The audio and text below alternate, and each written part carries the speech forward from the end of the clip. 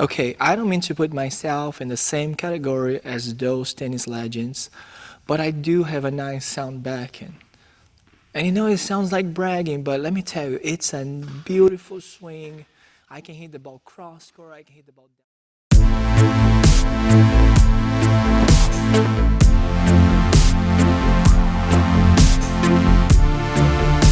Okay, so if you made the decision to hit a one-handed backhand, but you're struggling, or if you already hit a one-handed backhand, but are trying to polish your technique, you came to the right place. And at the end of this video, I added a bonus tip to help you improve the muscle memory of the one-handed backhand swing.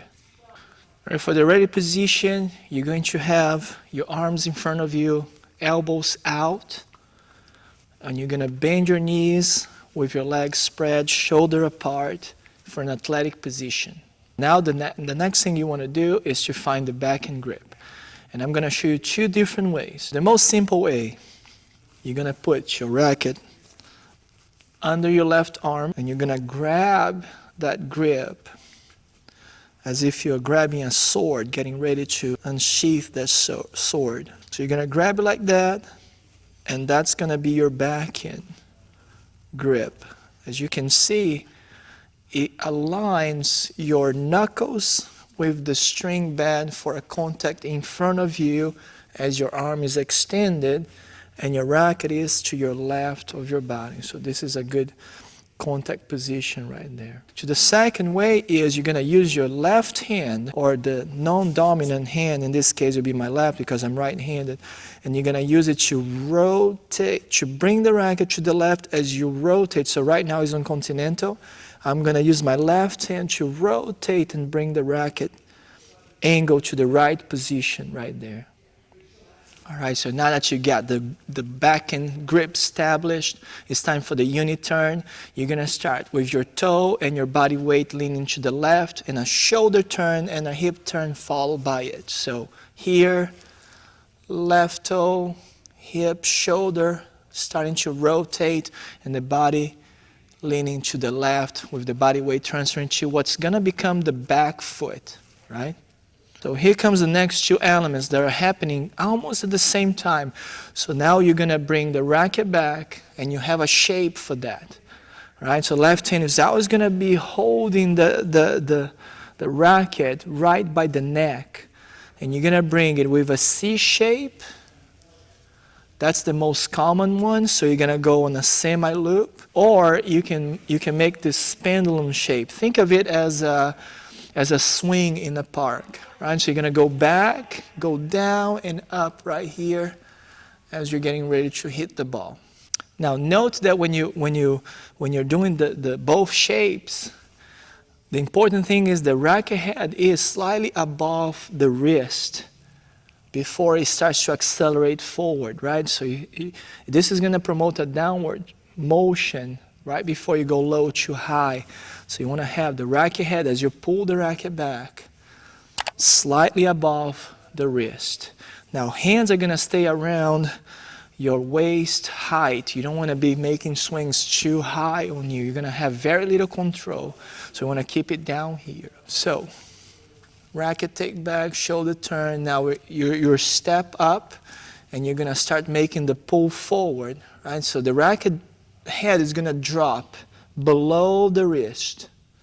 Right? So the racket head is going to drop below the wrist, and as you go forward, you're going to make contact after you transfer the weight from the back foot to the front foot in front of your body. So in front, sometimes you forget that it's not just in front of you, it's in front and next to you.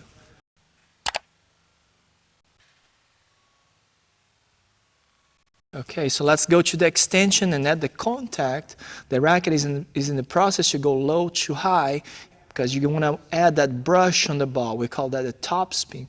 So contact, arm extension is going to go tip of the racket forward and upwards as you're hitting the ball. You're going to extend the arm, elbows out, arms fully extended, and you're going to finish way up high. Your arms are almost past your head. And here's something important. Your left hand, the role of the left hand is to anchor your body for balance. See, one of the hardest things about one-handed is the follow-through is up in the air. You don't have a reference point. You don't have a way to get a feedback to where you end the follow-through. On two-handed, in the two-handed shot or even the forehand, you have this low to high, and you can touch your knuckle on your opposite ear, right, of the knuckle, or you can scratch your back on the two-hand. So you always know that it's a low to high. On the one-handed, you have to make sure that you build consistency on where you finish that follow-through. So just tell yourself after you hit, extend, follow through, and pause, and then come back to the ready position.